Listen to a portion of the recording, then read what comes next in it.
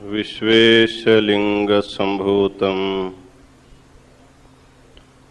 विश्वविद्याविबोधकं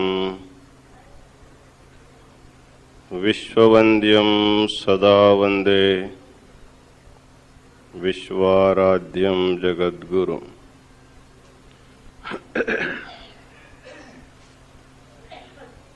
काशी ज्ञान सिंहासन के आदि जगत गुरु विश्वाराध्य से लेकर विश्वेश्वर शिवाचार्य पर्यंत जो गुरु परंपरा हुई है उसे अनेक प्रणिपात समर्पित करते हुए आज के इस धर्म सभा में उपस्थित समस्त शिवाचार्य गण, काशी वीरशैव विद्वत संघ के समस्त विद्यार्थीगण, विभिन्न प्रांतों से आए हुए समस्त सद्भक्तगण और माताओं, इस पवित्र शिव के नगरी में विश्व शांति के लिए कोटि बिल्वार्चन का कार्यक्रम अव्याहत गति से चल रहा है। इसमें सहभाग होने के लिए हमारे देश के कोने कोने से भक्त लोग आ रहे हैं और अपनी श्रद्धा भक्ति के अनुसार पूजा पाठ में भाग लेकर संध्याकालीन ज्ञान सत्र में भी आप लोग सहभाग होते जा रहे हैं। प्रतिदिवस संध्याकालीन ज्ञान सत्र में श्री सिद्धांत शिखामणि के षटस्थल तत्वों के बारे में हम लोग विचार करते हुए लिंग षटस्थलांतर्गत माहेश्वर स्थल के क्रियागम के बारे में आप लोगों ने सुना है। आज उसके आगे का स्थल आता है भावागम स्थलम। जब भी कुछ भी क्रिया हमको करनी है उसके लिए भावना की नितांत आवश्यकता है। जैसा आपकी भावना होती है वैसी ही आपकी क्रिया भी होती है, और जैसी आपकी क्रिया होती है वैसा आपको फल मिलता है। आप लोग बहुत दूर दूर से आए हैं। आज परली वैद्यनाथ से भी बहुत से भक्त लोग आप आए हुए हैं। जब आपको आने के मन में भावना हुई तभी आप इतना कष्ट उठाते हुए काशी तक आ गए। यदि आने की भावना ही मन में नहीं आती फिर आप इतना दूर तक आ नहीं सकते थे। अर्थात पैसा देकर, टिकट कटाकर, बस से, रेल से जो क्रियाएं होती है, एक क्रिया होने से पहले आपके मन में एक भावना निर्माण होता है, हमको काशी जाना है, कोटि बिल्वार्चन में सहभाग लेना है और वहां के तीर्थ क्षेत्रों का दर्शन करना है। चाहे हमारे पास पैसा हो न भी हो, किसी से उधार क्यों न लेंगे, लेकिन हम जाएंगे। ऐसी भावना जब आपके मन में दृढ़ होता है तभी आप घर से बाहर निकल सकते हैं। यदि आपके पास पैसा है, घोड़ा है, गाड़ी है, सब है, लेकिन जाने का मन ही नहीं है, भावना नहीं है, तो आप काशी या कहीं भी जा नहीं सकते। इसलिए यहां पर क्रिया के बारे में बताने के बाद अब जो भी क्रिया आपको करना है तो भावना पूर्वक करने के उद्देश्य से यहां पर भावागम स्थल को प्रारंभ किया जाता है। भाव चिन्हानि विदुषो यानि सन्ति विरागिणः तानि भावागमत्वेन वर्तन्ते सर्वदेहिनां। विरागिणां विदुषः यानि भाव चिन्हानि। भावना एक प्रकार की नहीं होती है। भावना का अर्थ है मन की एक वृत्ति है। आपके मन में अनेक प्रकार के तरंग आते रहते हैं, हमेशा रहते हैं। मन जो है निस्तरंग कभी नहीं रहता। जैसे समुद्र में बार बार तरंग आते रहते हैं, वैसी प्रकार आपके मन में प्रत्येक क्षण क्षण में अनेक प्रकार की भावनाओं की वृत्ति आती रहती है। लेकिन जितने भाव हमारे मन में उत्पन्न हो जाते हैं, सभी भावनाएं अच्छी होती है, ऐसी कोई बात नहीं है। किसी को चोरी करने की भावना होती है, किसी को असत्य बोलने की भावना होती है, किसी को कुछ करने की भावना होती है, किसी को कुछ करने की भावना होती है। तो यहां कहते हैं, भावागम स्थल में कहते हैं, विरागिणः विरागिणाम विदुषः यानि भाव चिन्हानि। अर्थात संसार में विरक्त जो व्यक्ति है, उनकी जो भावनाएं हैं, अथवा जो सर्व शास्त्रों का अध्ययन करने के बाद विवेक के द्वारा इदम कर्तव्यम इदम न कर्तव्यम, ये करने योग्य है, यह करने योग्य नहीं है, इस प्रकार निर्णय करने वाले जो विद्वान होते हैं, शास्त्रवेत्ता होते हैं, उनकी जो मन की भावना है, अथवा संसार में किसी प्रकार की आशा न रखने वाले जो विरागी लोग होते हैं, उनकी जो भावनाएं होते हैं, ऐसी भावनाओं को हम लोगों को अपनाना चाहिए। हम हमेशा संतों के पास क्यों जाते हैं? शास्त्रकार कहते हैं कि आपको मुक्त होने के लिए मुक्त लोगों के साथ सहवास करने को कहा जाता है। सौती से कहते हैं सत्संग, सताम संगः, संतों के साथ सहवास। सत्संगत्वे निस्संगत्वम, निस्संगत्वे निर्मोहत्वम, निर्मोहत्वे निश्चल तत्वम, निश्चल तत्वे जीवन मुक्ति। आप जैसे रेलगाड़ी में बैठ गए, उसके बाद आपको कुछ करना नहीं, वो गाड़ी अपने आप रुकते चलते आपको सीधा काशी तक आकर के छोड़ देती है। यदि कोई गाड़ी में बैठ करके दौड़ने लगेगा, मुझे जल्दी जाना है, जल्दी जाना है, दौड़ करके कहां जाएगा? उसी गाड़ी में दौड़ेगा। अर्थात गाड़ी में चढ़ने के बाद जैसे गाड़ी आपको धीरे धीरे धीरे धीरे गंतव्य स्थान तक ले जाती है, उसी प्रकार किसी सद्गुरु के, संत के शरण में जाने के बाद वो आपको निरंतर मार्गदर्शन करते रहते हैं। अपने आचरण के द्वारा, अपने प्रबोधन के द्वारा आपको निरंतर आगे लेते जाते हैं। एक न एक दिन आपको परम तत्व तक अवश्य पहुंचवा देते हैं। इसलिए संतों की जो भावनाएं हैं, वो भावना हमारे मन में आने के लिए जब तक आप उनका सहवास नहीं करते हैं, तब तक उनकी भावना आपके भावना में बदलने में समर्थ नहीं होता। इसलिए कहा गया है, विदुषाम यानि भाव चिन्हानि, विरागिणाम यानि भाव चिन्हानि। विरक्तों के अर्थात संसार में निष्पृह व्यक्तियों के, ज्ञानियों के जो भावनाएं होती है, उन भावनाओं को अपनाना, इसको बताने वाला जो शास्त्र है, उसी का नाम भावागम स्थलम, भावागम स्थलम से कहा जाता है।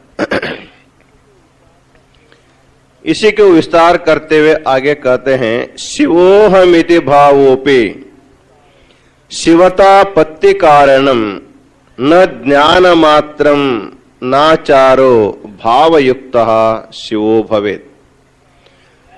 शास्त्रकारों ने कहा है कि कोई कहता है कर्म से मुक्ति, कोई कहता है ज्ञान से मुक्ति, लेकिन सिद्धांत शिखामणि में कहा जाता है केवल कर्म से, केवल ज्ञान से मुक्ति नहीं होती है, उसके साथ आपको भाव भी जोड़ना चाहिए। कर्म करते समय में भी भावना की आवश्यकता है, और जब आप ज्ञान पा लेंगे, शिवोहम इस प्रकार का ज्ञान आपको हो गया, सदगुरु के द्वारा आपको उपदेश हुआ तुम ही परमात्मा हो, तुम ही शिव स्वरूप हो, तत्त्वमसि इत्यादि वाक्यों के द्वारा आपको उपदेश दिया, आपको ज्ञान होगा, हाँ मैं परमात्मा हूं, इस प्रकार का ज्ञान हो गया, बोध हो गया। लेकिन अभी आपकी भावना में वो तत्व उतरा नहीं है, इसलिए आपको उसके बार बार उसका मनन करना पड़ता है। श्रवण मनन निदिध्यासन, वेदांत में भी आगे के लिए कहता है केवल गुरुमुख से आपसे श्रवण किया, हाँ मैं परमात्मा हूं, मैं परशिव ब्रह्म हूं, ऐसा जब आपको आपाततः ज्ञान हो गया, लेकिन उसका जब तक आपको अनुभवात्मक ज्ञान नहीं होता है, तब तक के लिए आपको मनन और निदिध्यासन करना पड़ता है। जिसको निदिध्यासन कहते हैं उसी को यहां पर भावना शब्द से संबोधित किया जाता। कहते हैं शिवोहम भावना होने के बाद भी आपको उसी भावना को निरंतर करने के लिए शिवोहम इति भावोपि शिवतापत्ति कारणम, शिवोहम मैं शिव स्वरूप हूं, मैं शिव स्वरूप हूं, ऐसे निरंतर चिंतन करना ये शिव स्वरूप को प्रदान करने वाला है। न ज्ञान मात्रम नाचारहा, केवल ज्ञान हो गया या बड़े बड़े केवल कर्म करते हैं उससे नहीं होता है। इसलिए लिंग पुराण में भी व्यास महर्षि ने कहा है कीटो भ्रमर ध्यानेन भ्रमरो भवति ध्रुवम मानवः शिवयोगेन शिवो भवति। जैसे कीट भ्रमर का चिंतन करता हुआ, और जैसे वो भ्रमण बन जानता, उसी का निरंतर चिंतन करता, उसी का चिंतन करता है, 24 घंटा उसी के चिंतन करते करते जैसे वो कीट भ्रमर बन जाता है, उसी प्रकार आपको ज्ञान होने के बाद भी, आप अच्छे कर्म करने के बाद भी आपको शिवोहम भावना निरंतर करते रहेंगे।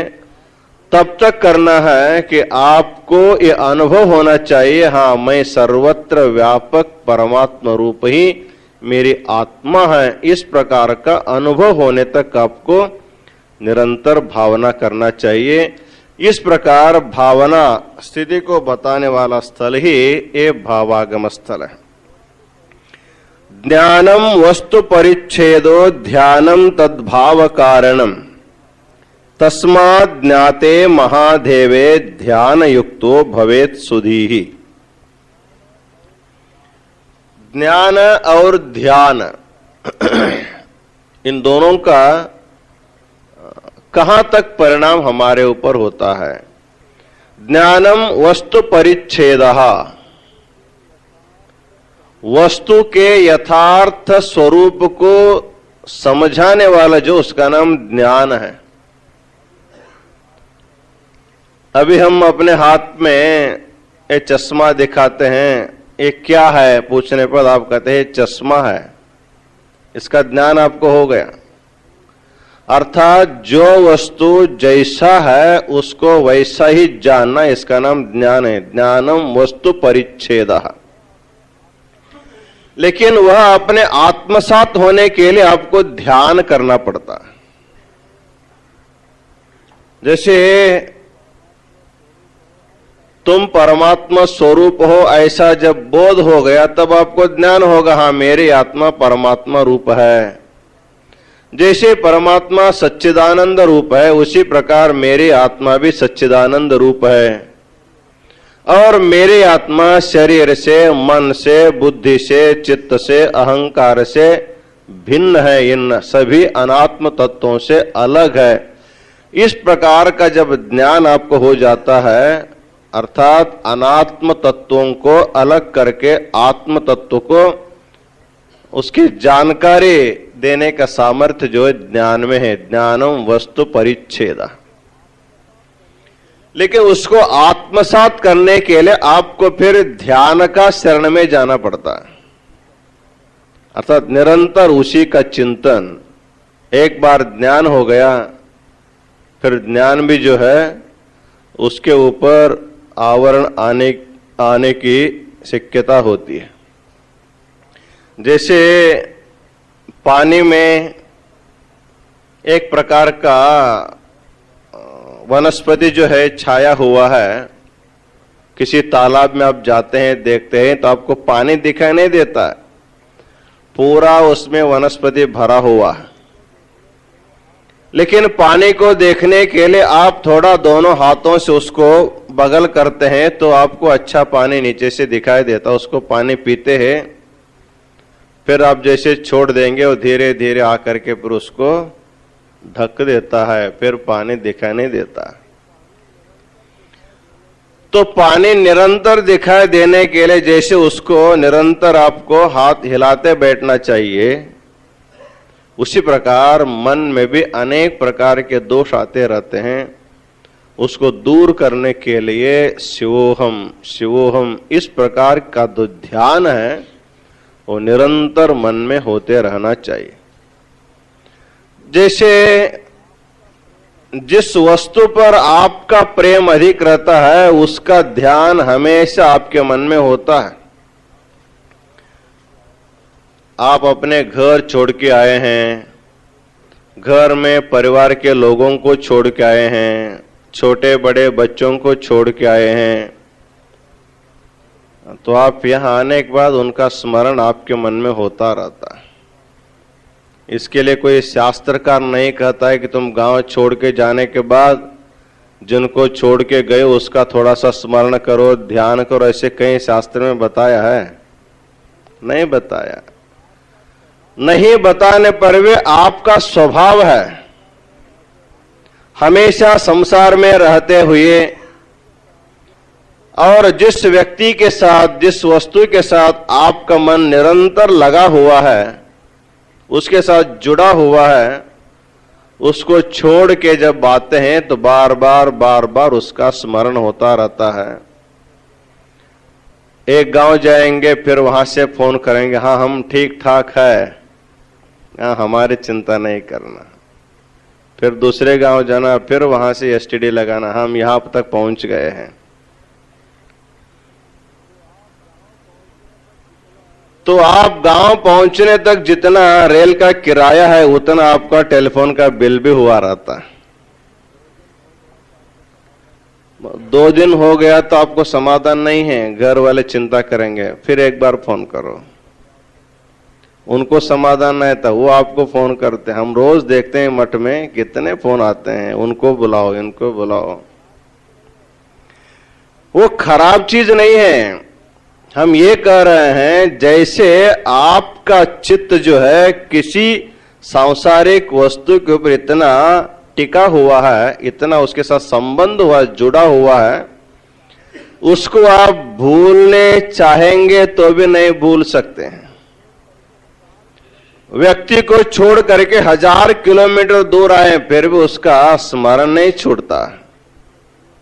लेकिन परमात्मा तुमसे दूर है ही नहीं है, तुम्हारे साथ ही है, लेकिन उसका स्मरण कभी होता ही नहीं है। ये एक आश्चर्य की बात है। जो आपसे दूर है उसको आप निरंतर चिंतन करते हैं, जो आपके साथ है, जिसके बिना आपका एक भी क्रिया नहीं होती है। आपको एक पैर आगे रखना है तो उसी के बल पर रखते हैं, लेकिन फिर भी उसका स्मरण आपको नहीं होता है। इसलिए नहीं होता है, मन को उसके प्रति अनुराग प्राप्त नहीं है। अपनी आत्मा के प्रति, परमात्मा के प्रति हमारे मन में अनुराग नहीं है। कई कई जन्मों में जितने युग बीत गए उसका कोई हिसाब नहीं। संसार निर्माण होकर के कितना साल हो गया, कब से सृष्टि हो गई, इसको कहने का सामर्थ्य किसी को नहीं है। और कहते हैं ये सब अनादि है, कब हुआ है कोई मालूम नहीं। तो इतने युग युगों से हमारा चित्त जो है संसार के साथ जुड़ा हुआ है, तो परमात्मा का चिंतन किया ही नहीं है तो उसका स्मरण कैसे आता है। इसलिए यहां पर आपको शास्त्र का आदेश करना पड़ रहा है कि तुम संसार का ध्यान छोड़ो, परमात्मा का ध्यान कर। जागृत में ध्यान करते हैं तो ठीक है, कभी कभी स्वप्न में भी वैसी को देखते हैं। स्वप्न में भी संसार को ही देखते हैं। कर्नाटक में एक संत स्त्री हो गई, अक्का महादेवी। अक्का महादेवी को भी स्वप्न पड़ता था। उनका स्वप्न कैसे, वो मल्लिकार्जुन के साथ उनकी शादी हो रही है, उनका चिंता उसी की है, भगवान के साथ जुड़े रहने की चिंता। जागृत अवस्था में ही उनके चित्त में मल्लिकार्जुन का ही चिंतन है। जब सो जाते हैं स्वप्नावस्था में भी उसी का चिंतन हो रहा है। गाढ़ निद्रा में तो उन्हीं के साथ लीन हो जाती है, लेकिन दोनों अवस्था में उनके चित्त में भगवान को छोड़ करके दूसरा कोई आता ही नहीं।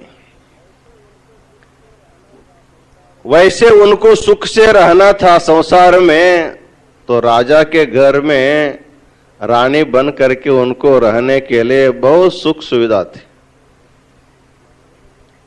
लेकिन रहने की इच्छा नहीं हुई। कितने लोगों को राजा होने का स्वप्न देखते हैं, कितने लोग हम राजा कब हो जाएंगे, स्वप्न में ही राजा का सिंहासन बैठे हुए देखते हैं। लेकिन जिसको स्वतः जागृत अवस्था में प्राप्त है,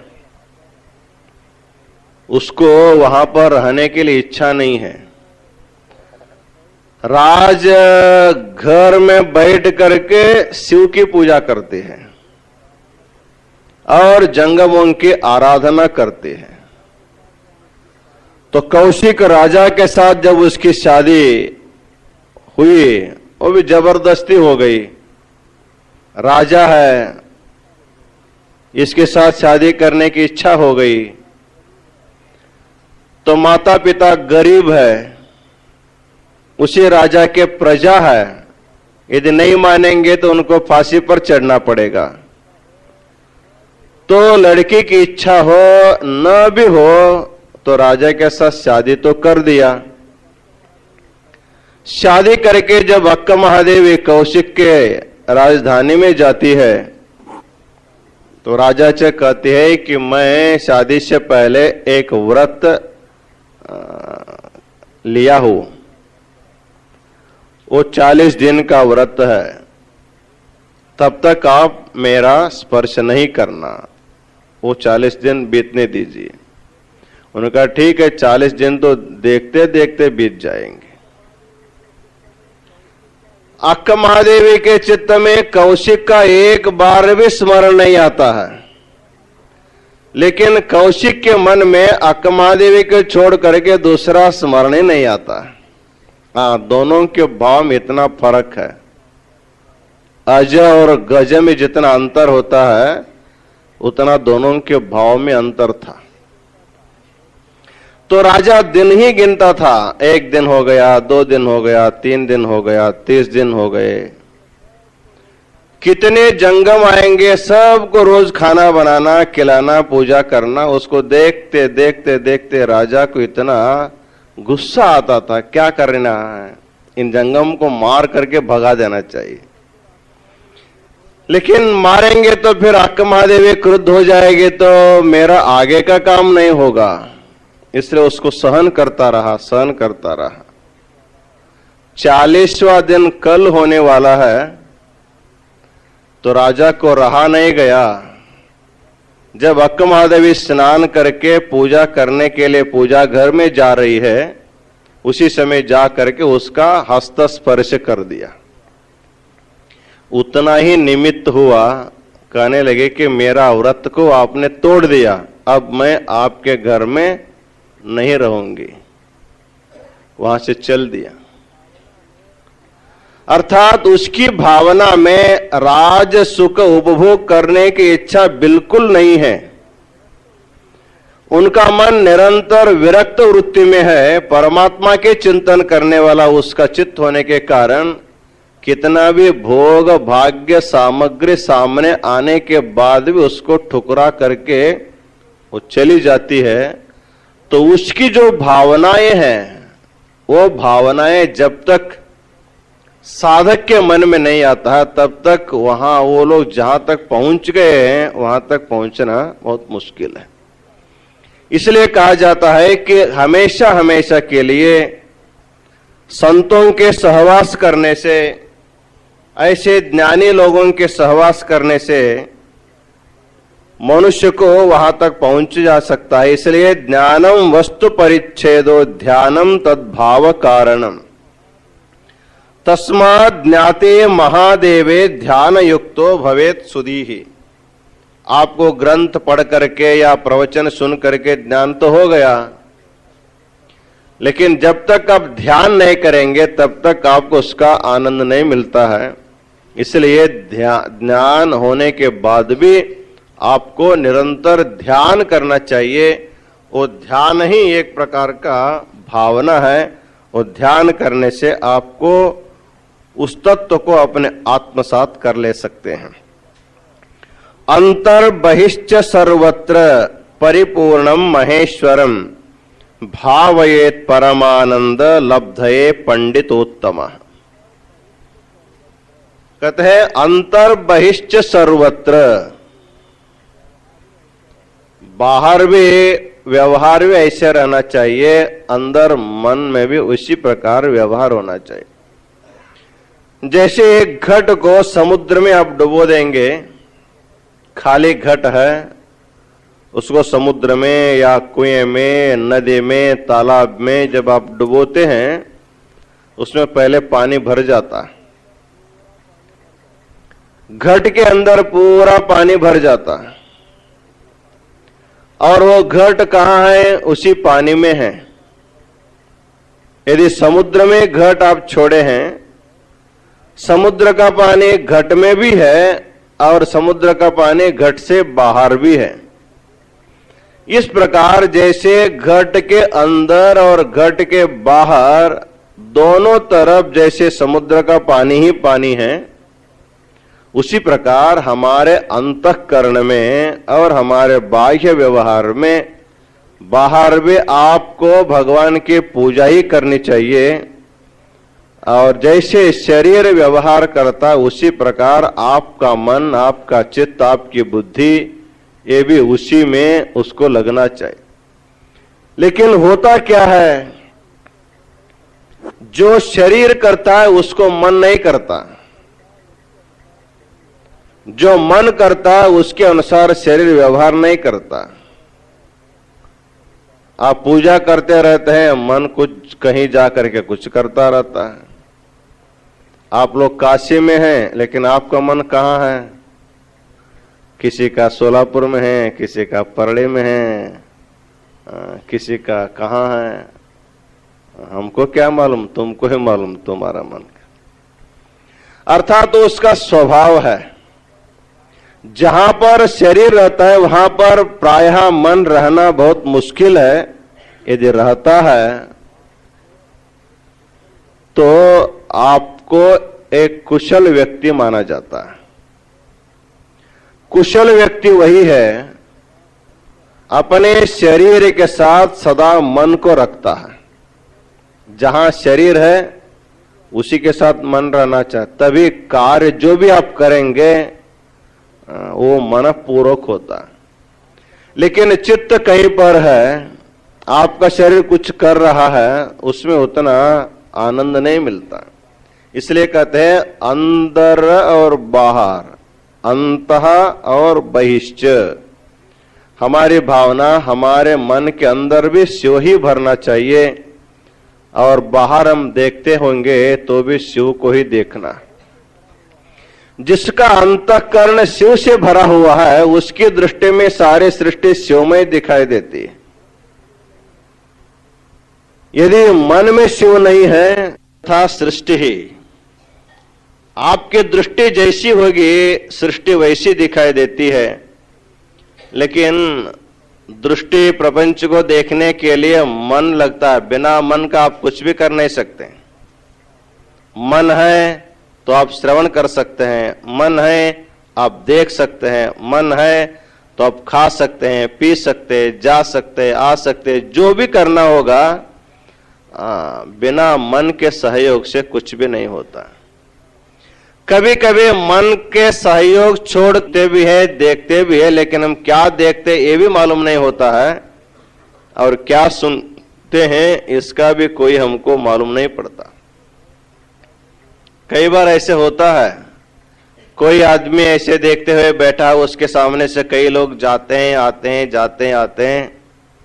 यदि जा करके आप उनसे पूछेंगे, क्यों जी आप बहुत देर से बैठे हैं, इस रास्ते से हमारा फलाना आदमी गया क्या, देखे हैं क्या? वो कहा कि मैंने ख्याल नहीं किया।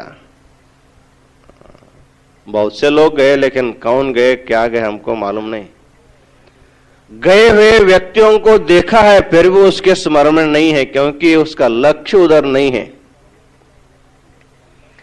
प्रवचन सुनने के बाद जब आप गांव जाएंगे, हाँ, काशी जंगमवाड़ी मठ में एक दिन हम सभा में बैठे थे, महास्वामी जी का आशीर्वाद भी हो रहा था, हम लोग सुन रहे थे। तो क्या क्या आपने सुना? वो बहुत कुछ बता रहे थे। क्या क्या बताए? एक नहीं, दो नहीं, कई बातें बताएं, लेकिन एक बात भी हमको स्मरण नहीं है। क्यों स्मरण नहीं है? सभी बातें स्मरण आए रहते हैं। आपने क्या खाया, कहाँ रुका, ये सब याद रहता, सब बताते जा करके। लेकिन ये क्यों नहीं? इसको सुनते समय चित्त जो है उसका ग्रहण नहीं किया। तो बिना मन के हम बहुत काम करते हैं, लेकिन उसको योग नहीं कहा जाता है। जो भी काम करना होता होगा तो सुनते हो तो मन लगा करके सुनो, देखते हो तो मन लगा करके देखो, पूजा करते हैं तो मन लगा करके करो। जो भी कर रहे हैं, चाहे बुरा काम करो चाहे अच्छा काम करो, लेकिन मन लगा कर करेंगे, उसमें आपको सफलता मिलती है। बिना मन कोई भी काम करेंगे उसमें कोई फायदा नहीं है। लेकिन यहाँ पर जो है भावना का अर्थ जो बताए हैं, ज्ञानियों की मन की जो भावनाएं हैं और विरागी व्यक्तियों के मन की जो भावनाएं हैं, उसको अपनाने के लिए यहाँ पर आदेश दिया जाता है। आगे कहते हैं अर्थहीना यथा वाणी, पतिहीना यथा सती, श्रुतिहीना यथा बुद्धि, भावहीना तथा क्रिया। यहां पर 4 उदाहरण देकर भावना और क्रिया में कितना सामरस्य होता है, कितना संबंध होता है, उसको समझाते हैं। अर्थहीना यथा वाणी। बहुत से शब्द ऐसे होते हैं उसका कुछ अर्थ ही नहीं होता है,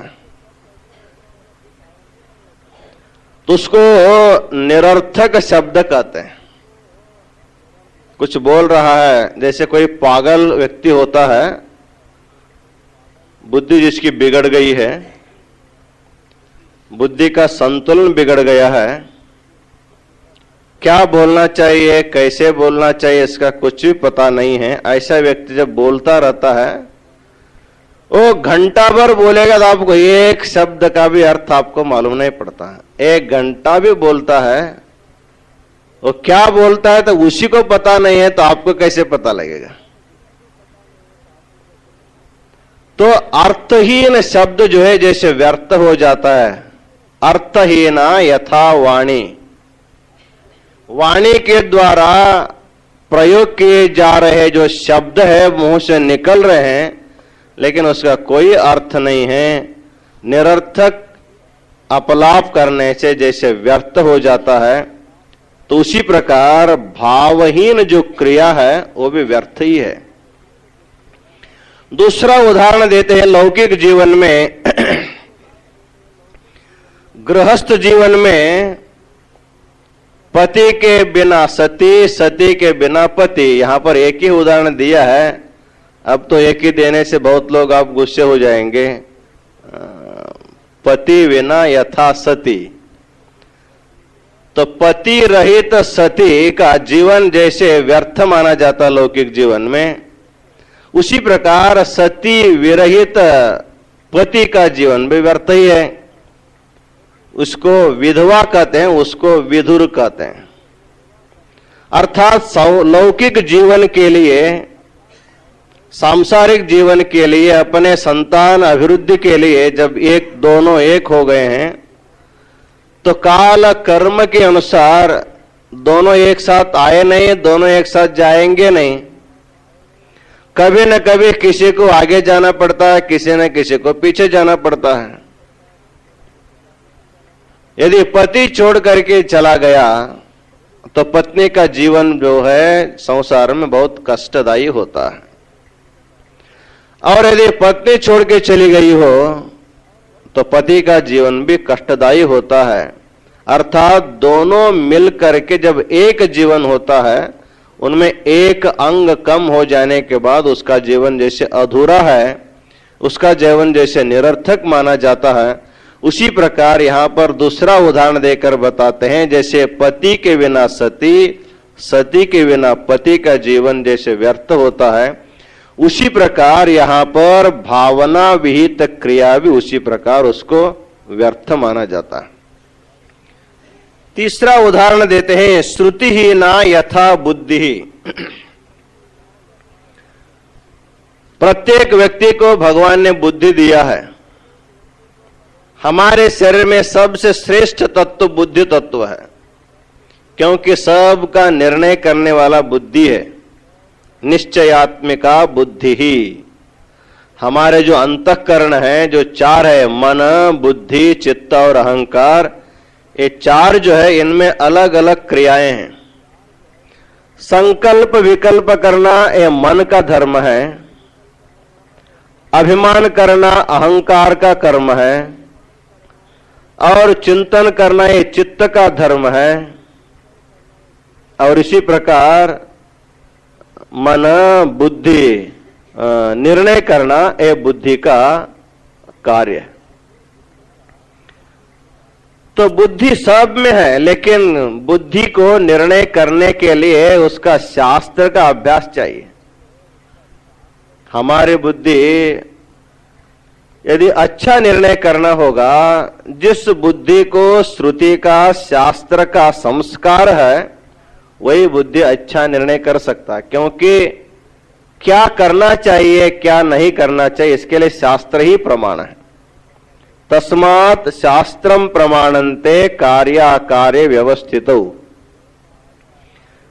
झूठ बोलना पाप है, चोरी करना पाप है, ऐसे हम लोग कहते हैं, लेकिन ये पाप है, ये ऐसे क्यों कहते हैं?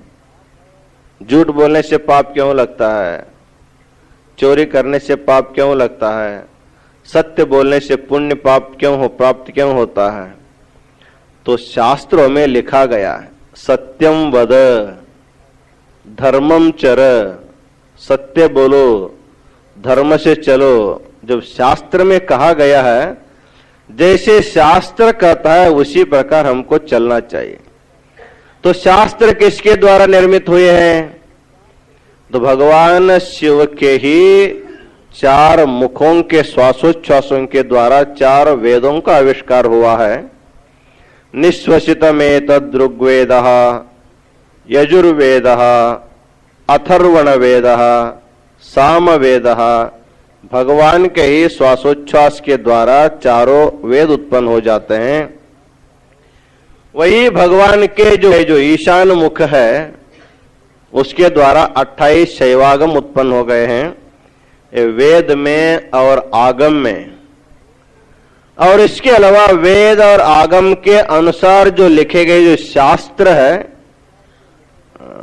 उसमें जैसा कहा गया है वैसे ही हमको आचरण करना चाहिए। तस्मात् शास्त्रम प्रमाणन्ते कार्याकार्य व्यवस्थितो किं कार्यम किम अकार्यम।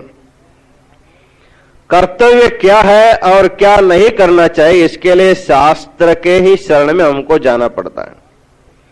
संसार में रहते हुए हमेशा हमारे बुद्धि के शरण में हमको जाना पड़ता। कुछ भी करना है तो निर्णय करना है। निर्णय करने से पहले बुद्धि इधर उधर बहुत सोचती है, क्योंकि हमारा निर्णय यदि गलत हो जाए तो निर्णय गलत हो जाता है तो उसका नुकसान बहुत लोगों को भोगना पड़ता है। अभी आधुनिक विद्याएं हैं, जैसे कोई डॉक्टरी अभ्यास कर रहा है, कोई इंजीनियरिंग सीख रहा है। ये लोग जो है ठीक ठीक से शास्त्र पढ़ करके उसका अभ्यास अच्छी तरह किए करेंगे तभी वो निर्णय करके दवा देंगे तो उसके द्वारा हमको लाभ मिलता है। यदि डॉक्टरी अच्छा अभ्यास नहीं किया है, चलो देखा जाएगा, कुछ हो जाएगा तो देखा जाएगा बाद में, ऐसा विचार करके अंदाज दवा लिख के दे देगा तो वो रोगी के ऊपर कितना बुरा प्रभाव पड़ता है, कितना असर होता है। तो एक व्यक्ति वैद्यकीय शास्त्र को अच्छे ढंग से नहीं अभ्यास करने से उनके बुद्धि में रोग का निदान करने का और उसको उपचार कैसे करना चाहिए इसका निर्णय उसकी बुद्धि ठीक नहीं करने के कारण किसी व्यक्ति की मौत हो सकती है, अमूल्य जीवन वैसे ही चला जा सकता है। लेकिन इससे बढ़कर बड़ी हानि जो है, एक इंजीनियर विद्यार्थी अच्छी तरह अभ्यास नहीं किया, इधर उधर कॉपी करके पास किया, इंजीनियर डिग्री मिल गई, किसी को घर बांधने के लिए उनको कॉन्ट्रैक्ट मिल गया, तो कितना बालू करना है, कितना सीमेंट लगाना है, कितना लोहा डालना है, इसका कोई अच्छी तरह जानकारी नहीं है, निर्णय नहीं लिया, तो जैसे चाहे वैसे डाल दिया। तो उनके अच्छा अभ्यास नहीं करने से एक ही समय में कई लोगों की जानें जा सकती है। एक वैद्यकीय विद्यार्थी अच्छा अभ्यास नहीं करने से एक व्यक्ति की मृत्यु हो सकती है। एक इंजीनियर अच्छा अभ्यास नहीं करने से एक ही समय में कई लोगों की मृत्यु हो सकती है। उसी प्रकार एक सद्गुरु अच्छा अभ्यास नहीं करने से कई लोगों को गुमराह कर देते हैं। शास्त्र में कुछ और है, ये कुछ समझा कुछ और, अपने मन से कुछ अर्थ लगाते हैं। तो वस्तुतः गुरुमुखेन शास्त्र का अभ्यास न किया हुआ व्यक्ति की बुद्धि जो है वो निर्णय ठीक नहीं कर नहीं सकती है। कोई शास्त्र होगा, उस शास्त्र के द्वारा परिणत बुद्धि से ही अच्छा परिणाम निकलता है, लेकिन श्रुति विहीन जो बुद्धि है, शास्त्राभ्यास विरहित जो बुद्धि है, उसका निर्णय जैसे व्यर्थ होता है और उसका परिणाम भी जैसे अनर्थ हो जाता है, उसी प्रकार भावना विहीन जो कर्म है वो भी उसी प्रकार व्यर्थ हो जाता है। इसके बाद चौथा उदाहरण देते हैं, श्रुतिहीना यथा बुद्धि भावहीना तथा क्रिया। यहां पर 3 उदाहरण देकर उसका उपशमन करते हैं। जैसे पति विहीना सती और श्रुति विहीना बुद्धि और साथ ही साथ अर्थ विहीन जो वाणी, ये तीनों जैसे व्यर्थ होते हैं, उसी प्रकार क्रिया कर रहे हैं लेकिन भावना नहीं है, वो क्रिया का कोई फल हमको प्राप्त नहीं होता। इसलिए प्रत्येक क्रिया करते समय भावना की नितांत आवश्यकता है। पुनः दूसरा उदाहरण दे रहे हैं, चक्षुर्हीनो यथा रूपम न किंचित वीक्षितुम क्षमः भावहीनस्तथा योगी न शिवम द्रष्टुमीश्वरः। बहुत ही सुंदर उदाहरण देते हैं। चक्षुर्हीनो यथा रूपम न किंचित वीक्षितुम क्षमः। कोई जन्म से अंधा व्यक्ति है, बचपन से जिसको आंख नहीं है, या जन्म होने के बाद किसी कारण के द्वारा उसकी आंखें चली गई है, अंधा हो गया है, तो अंध व्यक्ति को जैसे रूप का साक्षात्कार नहीं होता, रूप को देखने के लिए चक्षु की ही आवश्यकता है। चक्षु के बिना रूप का दर्शन जैसे संभव नहीं है, तो उसी प्रकार यहां पर बताते हैं, भावहीनस्तथा योगी न शिवम द्रष्टुम ईश्वरः। परमात्मा को देखना है तो भावना के बिना कोई कितना भी पढ़ा लिखा व्यक्ति होगा, लेकिन वो परमात्मा को साक्षात देख नहीं सकता, आत्म रूप में उसका अनुभव नहीं कर सकता। इसलिए इस भावागम स्थल में भाव के बारे में बहुत ही महत्व दे करके बता रहे हैं। जैसे रूप देखने के लिए चक्षु की आवश्यकता है, उसी प्रकार परमात्मा तत्व को अपने आत्म रूप में अनुभव करने के लिए आपको भावना की आवश्यकता है। जैसी जैसी भावना आपकी बढ़ती जाती है, वैसे वैसे आपको स्पष्ट रूप से अपने आत्म रूप में ही नहीं, सारे प्रपंच रूप में भी परमात्मा को आप देख सकते हैं। इसलिए कई संत कहते हैं, मैं जहां पर भी देखता हूं वहां परमात्मा ही परमात्मा है। कई संतों के ऐसे वचन आते हैं, कन्नड़ के वचन हैं, हिंदी के वचन हैं, संस्कृत के वचन हैं, यत्र यत्र मनोयाति तत्र तत्र ब्रह्म दर्शनम।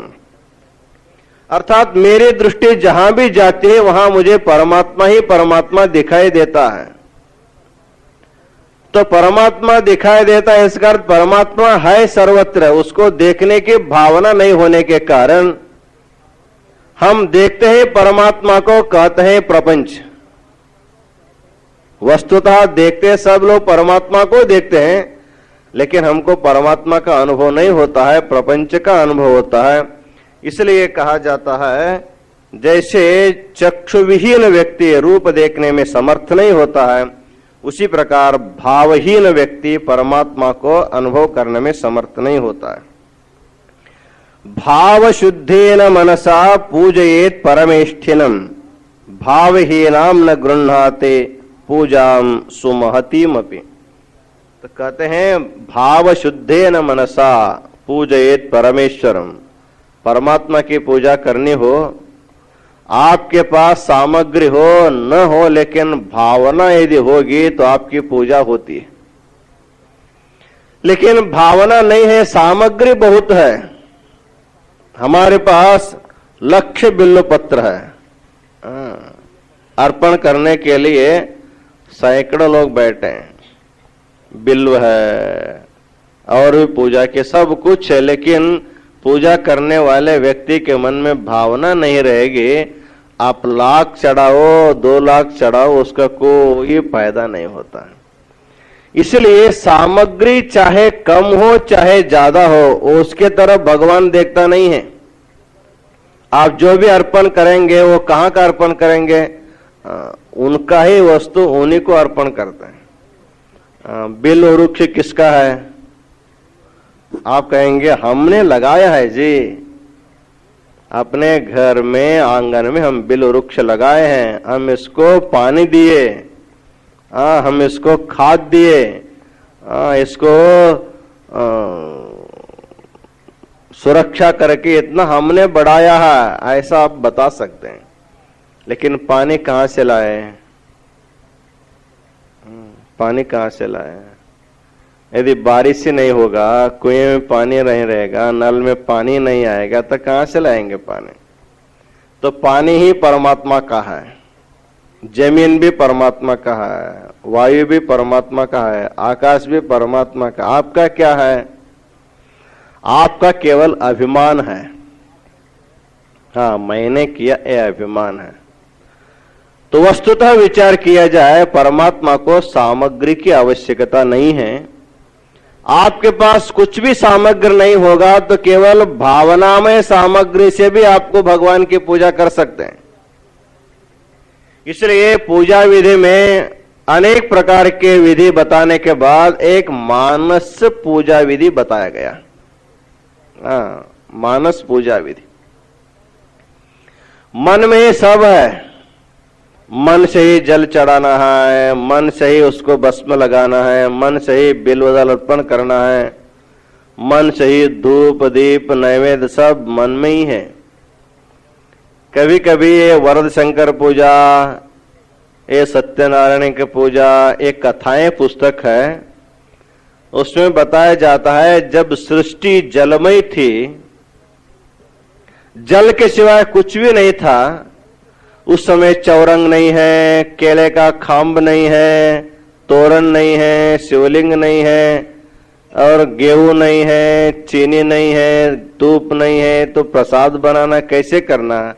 तो कहते हैं जो है उसी से सब कर, अर्थात चौरंग भी पानी का, भगवान भी पानी का, पूजा के सामग्री भी पानी के, अर्थात सब कुछ उसी से करने के लिए भी वहां कहा जाता है। तो कहने का उद्देश्य इतना ही है, सामग्री क्या है ये मुख्य नहीं है, वो सामग्री अर्पण करते समय आपकी भावना कैसी है ये बहुत महत्व रखता है। इसलिए कहते हैं आप सामग्री की तरफ ध्यान मत करना। सामग्री जिसके पास सामर्थ्य है उसके पास अधिक सामग्री है, जिसके पास सामर्थ्य नहीं है उसके पास कम सामग्री है। लेकिन भगवान ऐसे कहां है, जो ज्यादा सामग्री लेकर के मुझे पूजा करेगा उसी को मैं प्रसन्न होता हूं, ऐसे कहीं कहा नहीं है। तो भगवान कहते हैं जो भावना से मेरी पूजा करेगा उसको मैं फल देता हूं, चाहे सामग्री रहे चाहे न भी रहे, उसका कोई फर्क नहीं पड़ने वाला है।